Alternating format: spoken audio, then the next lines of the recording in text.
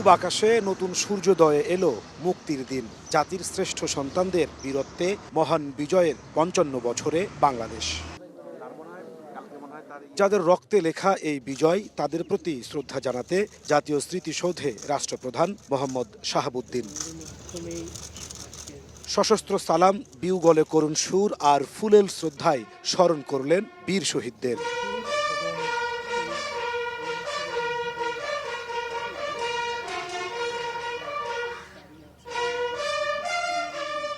পরে শ্রদ্ধা জানান প্রধান উপদেষ্টা ডক্টর মোহাম্মদ ইউনূস। নীরবে দাঁড়িয়ে স্মরণ করেন দেশের জন্য সর্বোচ্চ ত্যাগ স্বীকারকারীদের। এ সময় স্যালুট জানায় সশস্ত্র বাহিনীর একটি চৌকস দল।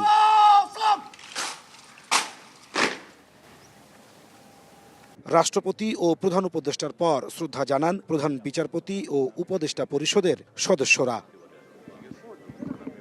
সরকারের দুই উপদেষ্টা বলেন, শহীদদের আকাঙ্ক্ষা পূরণে আগামী নির্বাচনের মাধ্যমে যাত্রা শুরু করবে গণতান্ত্রিক বাংলাদেশ।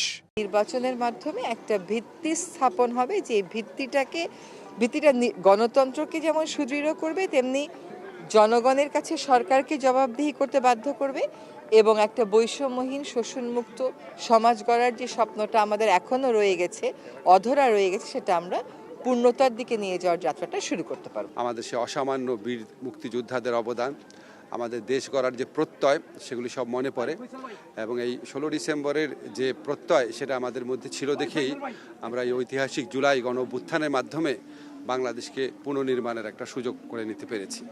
রাষ্ট্রীয় আনুষ্ঠানিকতা শেষে জাতীয় স্মৃতিসৌধ উন্মুক্ত করে দেয়া হয় সর্বসাধারণের জন্য। আগতরা বলছেন, বিজয়ের 54 বছরেও অর্জন হয়নি বীর শহীদদের কাঙ্ক্ষিত বাংলাদেশ, যার ধারাবাহিকতায় 2024 সালে এসেছে গণ অভ্যুত্থান।